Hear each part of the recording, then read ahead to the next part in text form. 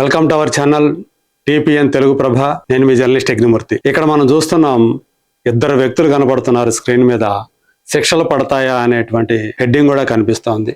ఇందులో ఒకళ్ళు ఆల్రెడీ చాలా మంది గుర్తుపట్టే ఉంటారు. రీసెంట్ గా వార్తల్లో నిలిచినటువంటి వ్యక్తి అనుదీప్ కటికాల. ఇతను బాల్డ్ హెడ్ తో ఉన్నటువంటి ఇతను, స్పెట్స్ పెట్టుకున్న ఇతను అనుదీప్ కటికాల.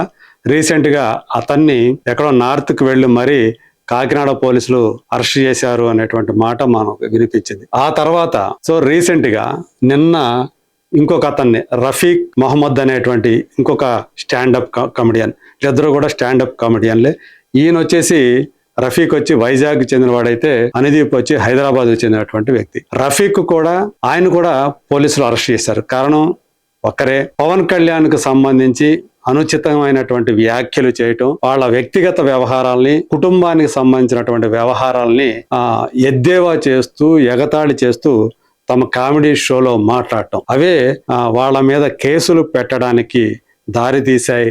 దాంతో వాళ్ళ మీద కొన్ని సెక్షన్ల ప్రకారం పోలీసులు అరెస్ట్ చేశారు. అయితే ఇప్పటికే వాళ్ళకి బెయిల్స్ కూడా వచ్చేసాయి. ఎందుకంటే ఇవి బెయిలబుల్ కేసులే కాబట్టి బెయిల్స్ వచ్చాయి. కానీ వీళ్ళకి పోలీసులు అరెస్ట్ చేశారు, బెయిల్ వచ్చింది, బాగానే ఉంది. అసలు ఈ కేసులో వాళ్ళకి శిక్షలు పడే అవకాశం ఉన్నాయా? అసలు వీళ్ళని అరెస్ట్ చేయడంలో, అంటే పవన్ కళ్యాణ్ కి ఆల్రెడీ పర్సనాలిటీ రైట్స్ ప్రొటెక్షన్ అనేది ఉంది కాబట్టి అందులో భాగంగా వీళ్ళని అరెస్ట్ చేశారా అనేటువంటి సందేహాలు చాలా మందిలో తలెత్తుతున్నాయి. కానీ పర్సనాలిటీ రైట్స్ ప్రొటెక్షన్కి వీళ్ళ అరెస్టులకి ఎలాంటి సంబంధం లేదు. అసలు అది దాని కింద వచ్చేటువంటి కేసులు కూడా కాదు అని చెప్పేసి న్యాయ నిపుణులు చాలా స్పష్టంగా చెప్తున్నారు. ఇది థర్డ్ పార్టీ, అంటే ఇక్కడ బాధితుడు నిజానికి పవన్ కళ్యాణ్, అలాగే నిహారిక కొణిదెల, ఈవెన్ రామ్ చరణ్, వీళ్ళందరూ ఆఖరికి నందమూరి బాలకృష్ణను కూడా ఇందులోకి లాగారు, జూనియర్ ఎన్టీఆర్ని లాగారు. ఇలా వీళ్ళందరినీ కూడా ఎద్దేవా చేస్తూ వీళ్ళు తమ షోలకి ఉపయోగించుకుంటూ, వాళ్ళ వ్యక్తిగత వ్యవహారాలను ఉపయోగించుకుంటూ వస్తూ ఉన్నారు. దానికి పర్సనాలిటీ రైట్స్ కి ఎలాంటి సంబంధం లేదు అని చెప్పేసి మనకి న్యాయ నిపుణులు తెలియజేస్తున్నటువంటి మాట. ఎందుకంటే ఈ స్టాండప్ కామెడియన్స్ అనుదీప్ కానీ, అలాగే రఫీక్ మహమ్మద్ కానీ పవన్ కళ్యాణ్ కోర్టు నుంచి పొందినటువంటి పర్సనాలిటీ రైట్స్ ప్రొటెక్షన్ లో భాగంగా వీళ్ళని చేశారు అనేది సరికాదని చెప్తున్నారు. ఇది న్యాయపరంగా, వాస్తవికంగా రెండు కూడా వేర్వేరు విషయాలని చెప్పేసి వాళ్ళు చెప్తున్నారు. ఎందుకంటే పవన్ కళ్యాణ్ పొందినటువంటి పర్సనాలిటీ రైట్స్ ఆర్డర్ అనేది ఏంటంటే, ఇది మనకు తెలుసు డిసెంబర్ 2025 ఢిల్లీ హైకోర్టు ఇచ్చింది. ఆయన ఇచ్చినటువంటి తీర్పు ప్రకారం అయితే, ఆర్డర్ ప్రకారం అయితే, పవన్ కళ్యాణ్ పేరు కానీ, ఇమేజ్ కానీ, వాయిస్ కానీ, అలాగే వాటన్నిటిని కమర్షియల్ గెయిన్ కోసం, అంటే ఏదైనా వాణిజ్య ఉత్పత్తుల కోసం, లేకపోతే అనధికారికమైనటువంటి ఉత్పత్తుల కోసం, అలాగే ఏఐ జనరేషన్ తోటి ఆయన పేరును వాడుకోవటం, ఆయన ముఖాన్ని మార్ఫింగ్ చేసుకొని వాడుకోవటం, డీప్ ఫేక్ చేయటం, ఇట్లాంటి మిస్లీడింగ్ చేసేటువంటి ఆన్లైన్ లిస్టింగ్స్ ఏవైతే ఉంటాయో ఇలాంటివి ఉపయోగించకుండా నిషేధం విధించింది ఢిల్లీ హైకోర్టు. అలాగే సోషల్ మీడియా ప్లాట్ఫామ్స్, మెటా కానీ, గూగుల్ కానీ, ఎక్స్ కానీ, ఇలాంటి వాటిపై ఎవరైనా సరే కంప్లైంట్స్, వాటి మీద మిస్యూజ్ చేస్తే కనుక ఆయన పేరుని, వాటి మీద చర్యలు తీసుకోవాలని చెప్పేసి కూడా ఆ కోర్టు ఆర్డర్లో ఉందన్నమాట.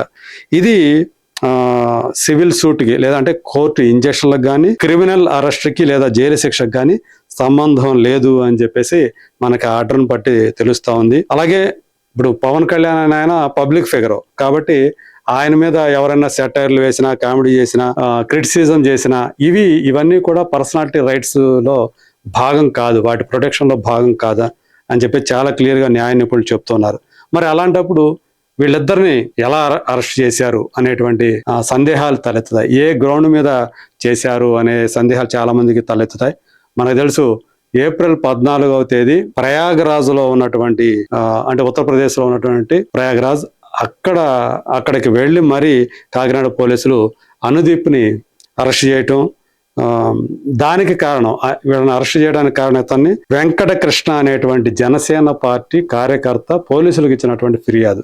ఆయన ఇచ్చినటువంటి ఫిర్యాదు మేరకే, అంటే పవన్ కళ్యాణ్ వ్యక్తిగత జీవితాన్ని, ఆయన ఏవైతే 2 డివోర్సులు తీసుకున్నాడో ఇద్దరి నుంచి, వాటి మీద, అలాగే రామ్ చరణ్, నిహారిక, ఉపాసన, వీళ్ళ మీద కూడా వాళ్ళని డిఫేమ్ చేస్తూ, నిహారిక డివోర్స్ తీసుకుంది కాబట్టి సీనియర్ అయినటువంటి, ఇప్పటికే 2 సార్లు డివోర్స్ తీసుకున్నటువంటి పవన్ కళ్యాణ్ ఆమెకు సలహాలు ఇచ్చి ఉంటాడు అని చెప్పేసి ఈమె సలహా అడిగి ఉంటుంది. ఇట్లా వాళ్ళని డీఫేమ్ చేసే విధంగా, ఎగతాళి చేసే విధంగా, అభ్యంతరకరంగా, అసభ్యకరంగా జోక్స్ వేశాడు అని చెప్పేసి ఆయన పోలీసులకు ఇచ్చినటువంటి రిపోర్ట్లో, ఫిర్యాదులో ఆయన పేర్కొన్నాడు. సో ఆయన అరెస్ట్ చేశారు. 16వ తేదీ ఆయన బెయిల్ కూడా మంజూరు అయిపోయింది. ఇక రఫీక్ వచ్చి ఇతంది విశాఖపట్నం ఏప్రిల్ 16, 2026 చిలకలపూడి పోలీసులు రఫీక్ ని అరెస్ట్ చేశారు. సో ఇది కూడా ఒక జనసేన కార్యకర్త ఇచ్చినటువంటి ఫిర్యాదు ప్రకారమే. ఆయన కూడా పవన్ కళ్యాణ్, నారా లోకేష్ వీళ్ళ మీద అబ్యూజివ్ లాంగ్వేజ్ వాడుతూ వాళ్ళని డిఫేమ్ చేయడానికి ప్రయత్నం చేశాడు అనేది వాళ్ళ మీద ఆరోపణ అన్నమాట. సో ఈ 2 కేసుల్లో కూడా జనసేన పార్టీ కార్యకర్తలే ఫిర్యాదు చేశారు. సో ఐపీసీ మామూలుగా అయితే డిఫమేషన్ అంటే పరువు నష్టం దావా అంటాం కదా, అలాంటివి వేశారు. దీని ప్రకారం ఏంటంటే పోలీసులు వీళ్ళిద్దరి మీద అభ్యంతరకరమైనటువంటి వ్యాఖ్యలు చేసినందుకు, అలాగే పబ్లిక్ లో ప్రశాంతతకు భంగం, ఎందుకంటే ఇంకొకరి మనోభావాలు దెబ్బతీసే విధంగా అక్కడ సమాజాన్ని ఎక్కడైతే మాట్లాడుతున్నారో అక్కడ ప్రశాంతతను భంగం చేసే విధంగా వాళ్ళు మాట్లాడారు కాబట్టి దాని మీద పోలీసులు చర్య తీసుకున్నారు అనేది మనకెప్పుడు తెలుస్తున్నటువంటి విషయం. సో దీన్ని బట్టి ఏంటంటే మనకు తెలిసేటువంటి విషయం, ఆర్టికల్ 19(1)A అనేది ఒక ఆర్టికల్ ఉంది చట్టంలో. సో దాని కింద ఏంటంటే డిఫమేషన్, అబ్సెనిటీ అంటే అశ్లీలపరమైన, అభ్యంతరకరమైనటువంటి సెక్షన్లని అవి ఉపయోగించి వాళ్ళ అరెస్టులు జరిగాయి అని చెప్పేసి మనకి తెలుస్తూ ఉంది. అందు గురించి వీళ్ళ అరెస్ట్ జరిగినప్పుడు హ్యూమన్ రైట్స్, మానవ హక్కుల ఫోరానికి సంబంధించినటువంటి న్యాయవాదులు ఇవి చట్ట వ్యతిరేకమైనటువంటి అరెస్టులు అనేటువంటి మాటలు వాళ్ళు చెప్పారు.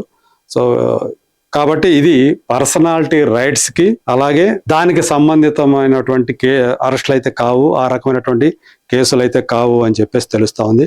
మరి వీళ్ళకి శిక్షలు ఎలా పడే అవకాశాలు ఉన్నాయి, దీని గురించి కూడా మనకి కొంతమంది న్యాయ నిపుణులు చెప్పేటువంటి విషయం ఏంటంటే, ఇప్పుడు అనుదీప్ కట్టికాల మీద కాకినాడ 1 టౌన్ పోలీస్ స్టేషన్ లో నమోదైనటువంటి ఫిర్యాదు ప్రకారం భారతీయ న్యాయ సంహిత ఐటీ యాక్ట్ ప్రకారం BNS 356(2) అంటారు.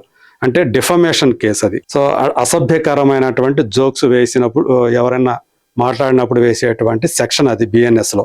ఇంకొకటి BNS 353(2), ఒకటేమో 356(2), ఇంకొకటి 353(2). ఇదేంటి, పబ్లిక్ లో వాళ్ళ మీద ఎవరైతే పబ్లిక్ ఫిగర్స్ ఉండారో వాళ్ళ గురించి తప్పుగా మాట్లాడటం, అక్కడ ఉన్నటువంటి గ్రూపుల మధ్య అనవసరమైనటువంటి లేనిపోని స్పర్ధలు, శత్రుత్వాలు పెంచేయడం అన్నట్టు. ఎందుకంటే అక్కడ పవన్ కళ్యాణ్ అభిమానులు ఉండొచ్చు, వాళ్ళ హృదయాలు గాయపడేటువంటి విధంగా ప్రవర్తించి అక్కడ గ్రూపుల మధ్య ప్రశాంతతను చెడగొట్టేటువంటి అవకాశం ఉంటే దానికి వాడేటువంటి సెక్షన్ 353(2). ఇంకొకటి BNS 79, ఒక స్త్రీని వాళ్ళ గౌరవాన్ని భంగం కలిగించే విధంగా, వాళ్ళని అవమానకరంగా వాళ్ళ గురించి మాట్లాడితే దాని మీద పెట్టేటువంటి కేసు. అది నిహారిక మీద చేశాడు కాబట్టి ఇతను అనుదీప్ కట్టికాల BNS 79 అనేటువంటి సెక్షన్ ఆయన మీద ప్రయోగించారు.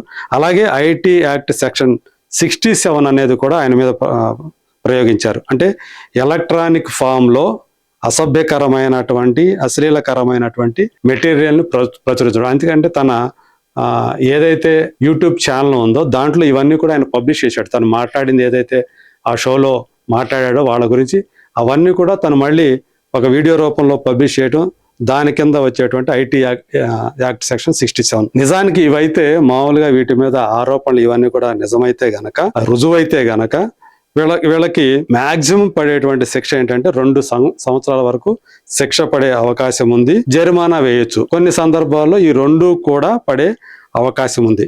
కాకపోతే 2 కూడా బెయిలబుల్, కాంపౌండబుల్ కేసులు అనమాట, అంటే బెయిల్ వచ్చేటువంటి కేసులు ఇవన్నీ కూడా. సో ఇప్పుడు ఇక్కడ బాధితులు ఎవరు, పవన్ కళ్యాణ్ అంటే సెలబ్రిటీలు ఎవరైతే అతని గురించి మాట్లాడాడో వాళ్ళందరూ కూడా వాళ్ళు అసలైనటువంటి బాధితులు. పవన్ కళ్యాణ్, నిహారిక, రామ్ చరణ్, బాలకృష్ణ, అలాగే జూనియర్ ఎన్టీఆర్, ఇలాంటి వాళ్ళందరూ కూడా. కానీ వాళ్ళు వేయలే ఇక్కడ కేసులు. వాళ్ళు వేస్తే అది వేరే రకంగా ఉంటుంది, కేసుకి ఒక బలం అనేది ఉంటుంది. ఇక్కడ థర్డ్ పార్టీ వేయటం వల్ల ఈ కేసు నిలవకపోయే అవకాశాలు ఎక్కువగా ఉన్నాయి. కేవలం వార్నింగ్ తోటే వాళ్ళని వదిలిపెట్టే అవకాశాలు ఉన్నాయి అని చెప్పేసి మనకి న్యాయ నిపుణులు చెప్తున్నటువంటి మాట ఇది.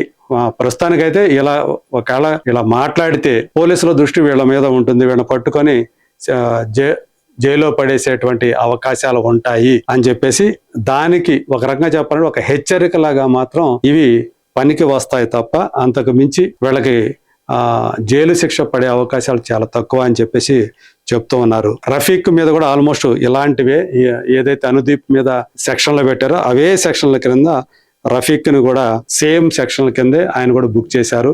సో తన గురించి తను కూడా బెయిల్ పొందాడు. ఇది మనకి తెలిసినటువంటి, అంటే వీళ్ళకి చాలా మందికి డౌట్లు ఉన్నాయి. వీళ్ళు పట్టుకున్నారు, అరెస్ట్ చేశారు, వీళ్ళకి ఎలాంటి శిక్షలు పడే అవకాశం ఉంది, అసలు శిక్షలు పడతాయా లేదా, ఇలాంటి డౌట్స్ చాలా మందిలో ఉన్నాయి. సో మనకు తెలిసినటువంటి సోర్సెస్, న్యాయ నిపుణులు చెప్పేదాన్ని బట్టి నేను మీకు ఈ వివరాలన్నీ కూడా తెలియజేస్తూ ఉన్నాను.